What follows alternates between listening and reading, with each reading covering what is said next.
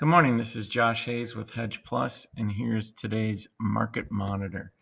The biggest surprise from yesterday was probably the lack of surprise in the Planet Acres report. That's a report that typically offers at least something that catches the market off guard and leads to significant rally. We've seen rallies in recent years of 60, 80 cents with beans as bean acres are lowered, and we've seen what addition of acres has done to the corn market. Instead, we got a report that changed very little. Acres were changed very little from March, and if anything, we just had a little bit of increase or above expectations with the quarterly stocks, but nothing too concerning, nothing that changed the market very much. I think the biggest change we saw was we were about 10, 12 cents up in beans going into the report, and then beans were only able to hold on to a small gain at the end of the day. I'd say the biggest most helpful factors from yesterday are a release of some weight on the markets.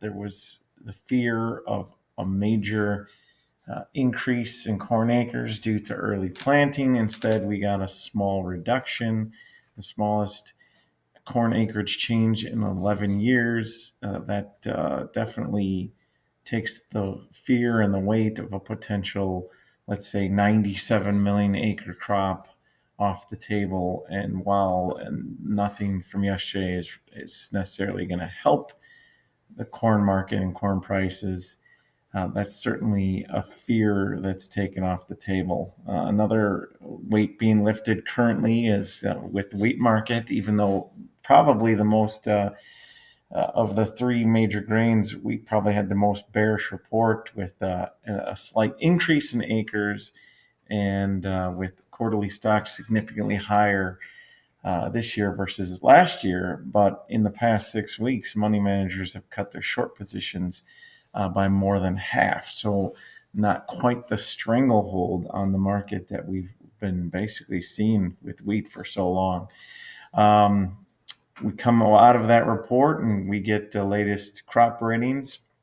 Soybean ratings held at 66% good to excellent, while winter wheat and spring wheat each dipped 1%. But corn saw a 3-point gain yesterday when no change was expected, putting this massive crop at a rating right now of 73% good to excellent. And you add that to the highest number of corn acres in 12 years, and that's a tough road to overcome. But most positive thing, I guess you can say, is that we didn't have even more acres, and that our price is at this point very competitive with anyone else in the world and in South America. We know we've got trade deals coming here. It sounds like we're going to have a flurry of them announced some point next week. We can hope that will help turn the corn market around. But yeah, right now with quarterly stocks higher on both soybeans and wheat, we're going to need trade deals announced. We're going to need some more positive news if we want to have any kind of anticipation of moving higher, unless, of course, we get some help from the weather. Moving on to weather. Right now, for the next 2 weeks into the beginning of pollination, they're calling for hot and wet. Again, seeing more and more models hinting that we might start to dry out towards the end of July. That's mildly got the market's attention, but seems like we keep hearing forecasts like that, and they just keep getting pushed off and off. But it might be the last chance to have a major market or weather market rally here, so something we'll be watching. In Argentina and Brazil, it's cooling off there. It had been wet. They had been getting some frost and freezing. Argentina, their cold will continue, but it is drying out, so that'll help them with picking up on their harvest. And in Brazil, a forecast there is calling for drier weather this week as well, after they saw some flooding Have again heard reports that their frost and freezing that they got last week is worse than expected, but it is not yet confirmed to any wide extent.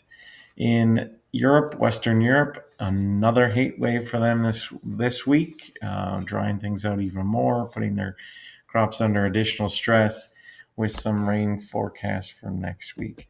Taking a look at the overnight, no surprise to see corn down, especially after these crop ratings came out.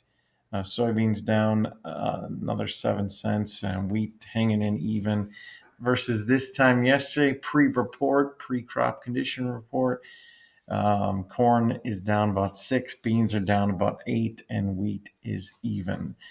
That'll be all for today. It's really going to be all about the weather. We'll be watching that very closely as usual.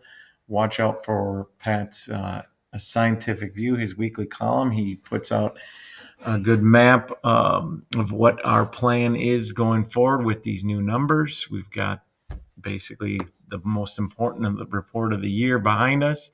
Clear picture of what kind of crop size we're going to have.